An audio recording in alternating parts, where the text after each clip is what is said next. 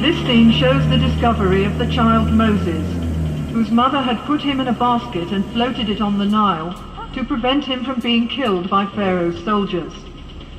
The child was discovered by a member of Pharaoh's family and was brought up in the royal palace.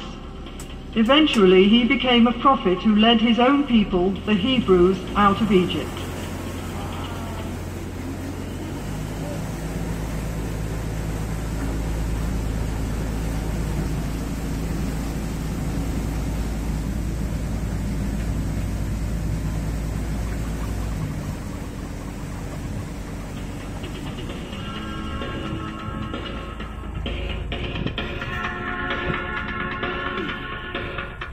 The grotesque dwarf god Bes was a great favorite with the Egyptians.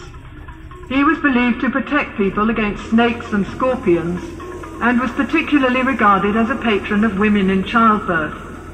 In general, Bes was the god of pleasure and enjoyment of every kind.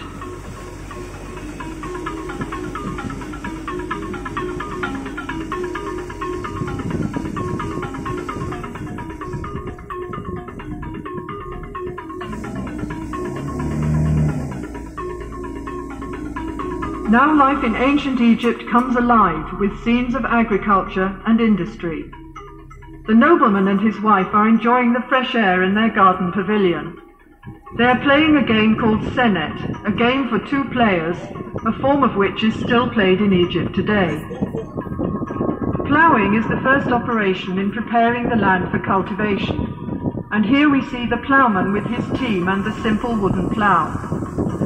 After ploughing, the heavy clods of soil are broken up with a hoe, and then furrows are made with the broad-bladed mattock. The sower scatters the seed from a small bag or basket, and sheep follow the sower to press the seed into the tough soil with their feet.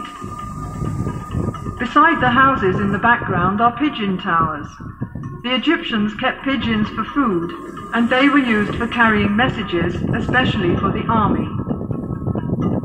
The fields are irrigated by means of the shadoof, which works like a balance, with a bucket at one end of a long pole and a heavy stone as a counterweight. Shadoofs are still sometimes used in the Egyptian countryside.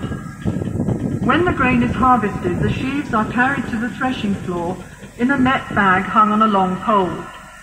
When a thick layer of grain has been spread on the circular floor, oxen or cows are driven round to break up the ears of grain with their heavy feet. The next process is winnowing, when the grain is tossed up into the air so that the lighter chaff or husk will blow away on the wind.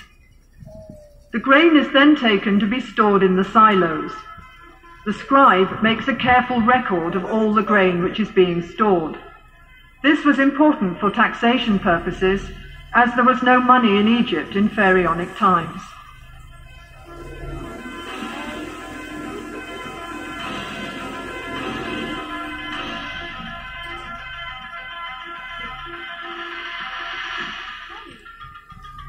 Honey was used for sweetening by the ancient Egyptians, as sugarcane was not grown in Egypt in those days.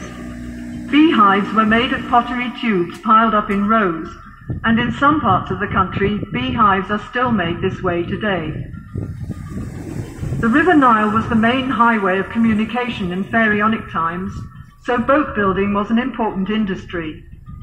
Small boats were made of bundles of papyrus tied together with ropes. Such boats were used for short journeys and for fishing or hunting trips. Larger boats were made of wood, usually cedar wood imported from Lebanon. Wooden boats were pegged together with dowels and sewn together with ropes, as can be seen in the cross-section on the bank. When the boat was put into the water, the wood expanded and the rope shrank, so the boat became completely watertight.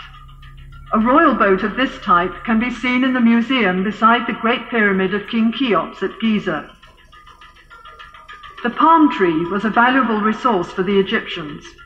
The trunk was used in house building, and the branches provided fronds for making mats and baskets, while furniture and boxes were made from the ribs.